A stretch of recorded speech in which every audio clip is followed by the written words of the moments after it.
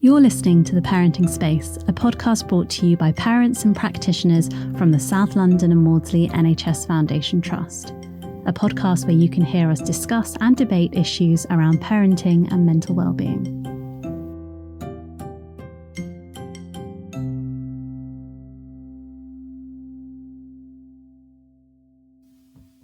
Hello and welcome back to another episode of The Parenting Space. Now today I'm joined by the wonderful Dom. Do you want to introduce yourself and who you are? Sure. So my name's Dom. I'm the father of 3 boys, although I think young adults and adult is probably more specific a term.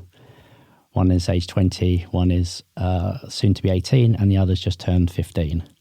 I've been involved in running parenting groups for the last 6 years or so, having undertaken one myself. So this is a subject I feel very strongly about. Yes, because when I asked you to, if you wouldn't mind coming onto the podcast, praise really quickly came up as a topic that might be of interest to discuss. And I wondered what kind of made you think of that topic first? I think for me personally, it's something that sounds really quite obvious. Hearing it said by somebody else that made me kind of rethink, well, what does praise mean, and actually what specifically is descriptive praise like?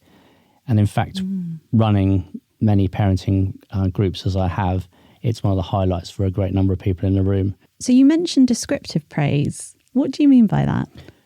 Well, I think it's very easy to simply praise by saying good boy or good girl or well done, but there's no real depth to that. What exactly are we responding to? Descriptive praise is essentially, as it sounds, just giving more feedback and allowing, in this case, our children to understand what it is that they've done that we're really pleased about. Okay. So if one of your children had done something you were kind of happy about, I think there is that temptation, isn't there, to kind of say, oh, well done, or, oh, that, oh, good boy. But you're saying actually that hasn't been super helpful, or have you found that there is a more helpful way to respond to that instead? Yeah, absolutely. If I can give you an example of hearing about descriptive praise and then getting home, and that night my youngest, who was probably about 7 years old at the time, kind of picked up his plate and his knife and his fork and his glass and brought them back into the kitchen, which is great. Hadn't had to ask him to do that. Yeah, done fantastic. It off his own back. It's like contributing to the kind of general support in the house. And I said, oh, thanks. And he walked off, went halfway up the stairs. And there was this pause. And he said, for what? It just made me laugh, right? I just laughed, thought, okay, here we go. I've actually just been doing this today, and I've completely forgotten to say, well, what I'm pleased about. So I said, what I meant to say was, thanks for picking up everything from the table and bringing it into the kitchen. That's one less thing that I have to do, and it shows that you're kind of actively trying to help out in the house, and it's appreciated. Right. A few more words than well done or thanks. And nevertheless, it's a powerful way of just acknowledging. And there are other facets to praise that we will obviously come to in this conversation. But for me, the fundamental was an acknowledgement with a reason why, as opposed to just an acknowledgement. And how did he respond to what you then said? He said, oh, thanks. Okay. So he kind of then understood it better. He then understood it, yeah. And I couldn't see this from the angle he was at, but I could sense that he was kind of smiling as he went up the stairs. But it was brilliant for me because, as in so many cases as a parent, we can learn so much from our kids. And I'm sure we'll also come to talk about maybe if it's hard for us to receive praise and what that might look like as well, and where that might have come from. Do you get that sense from your children? Do you ever feel like it has been hard for them to receive praise, or are they quite receptive to it? There is a kind of, sometimes there can be a slight kind of dubiousness about it. There's a bit of a response of like, okay, so you're praising me. Do you want something from me? And I've definitely worked with parents where their response to praise has been almost to kind of step back, because for them it's been used as a way of manipulating to get something else That's interesting. out of them. do you think parents' own experience of being praised in their childhood impacts on how they then might consider praising their children? I think that has to have a huge factor. Yeah.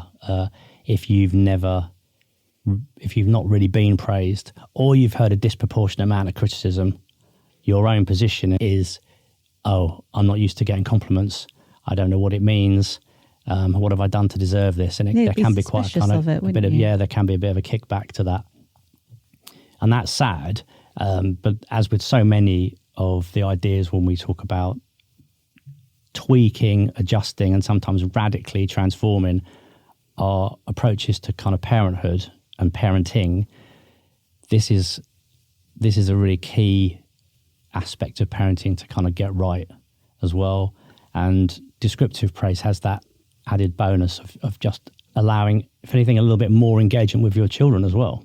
And it doesn't have to kind of be limited just to your children. It can extend to partners and extended family and other key people around the house.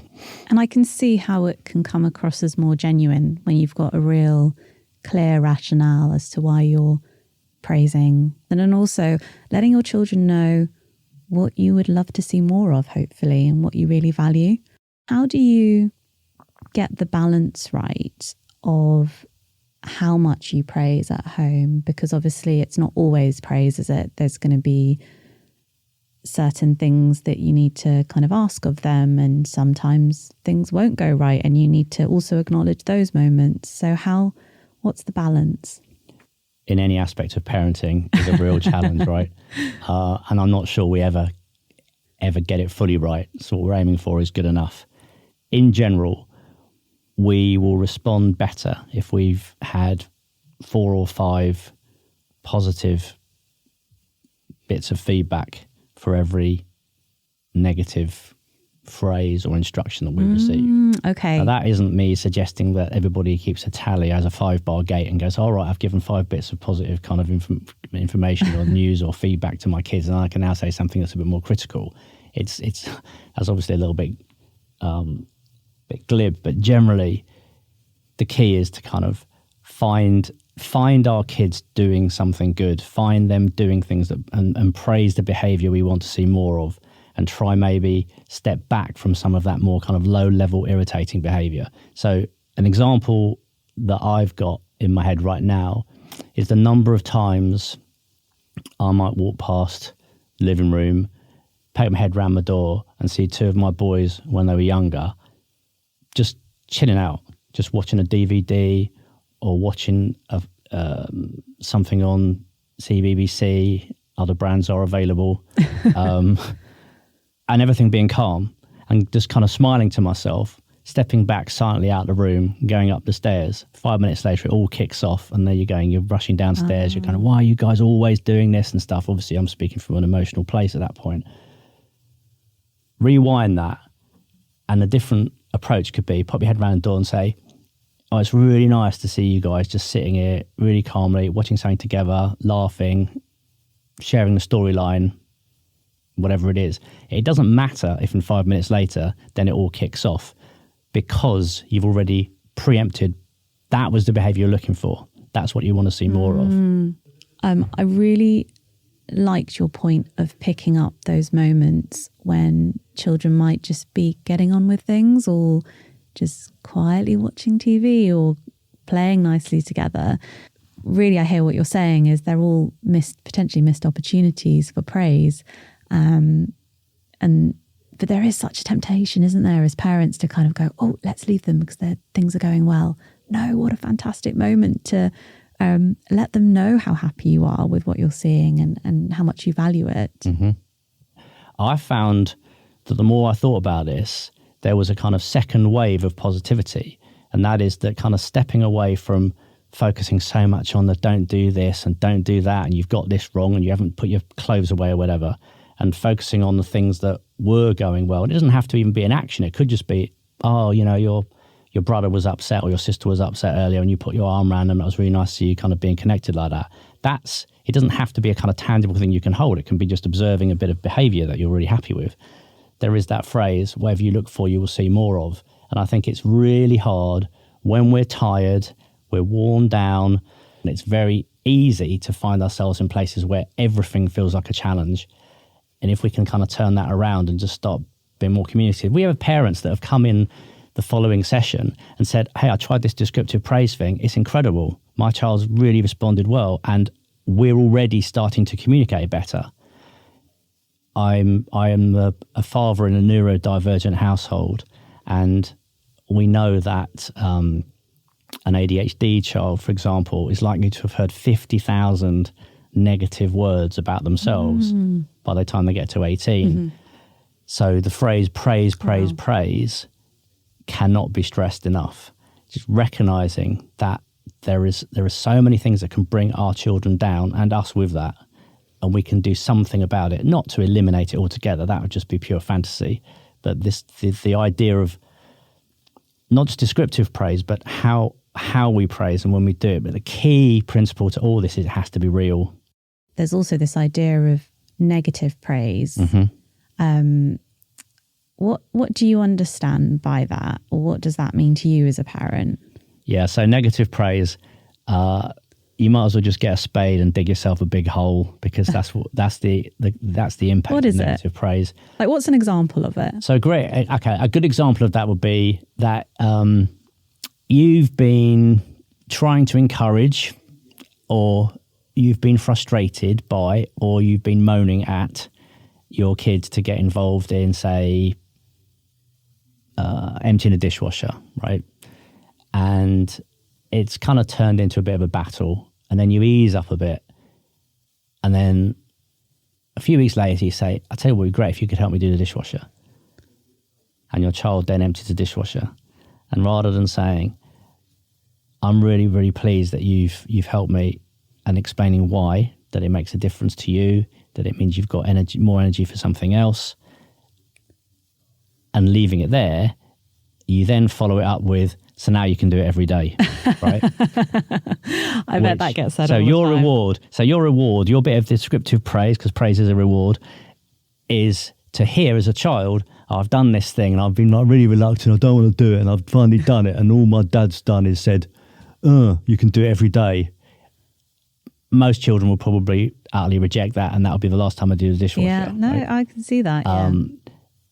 And that is what I mean about the shovel and digging a hole, is you follow it up with something that then completely undermines it. In fact, if anything, that can kind of take it backwards. And it is so difficult. It's so difficult to avoid this stuff. But it's understandable. We've got the thought. We've been frustrated for weeks. They've finally done it.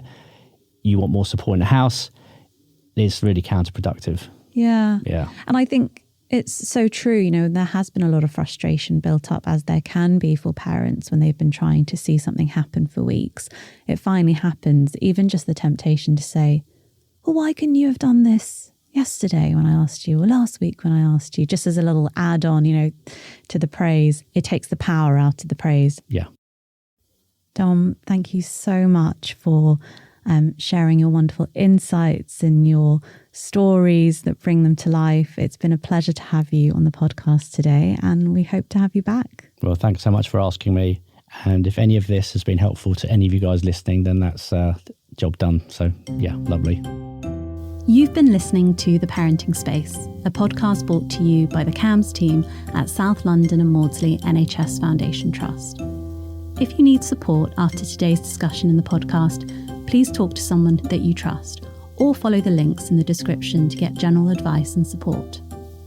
The Parenting Space is available on all podcast platforms. If you'd like to hear more discussions like this, subscribe to our channel and you'll receive a notification every time we release a new episode. If you've enjoyed listening to this episode, let us know your thoughts over on Instagram, Facebook, or YouTube. You can find us at theparentingspace_official.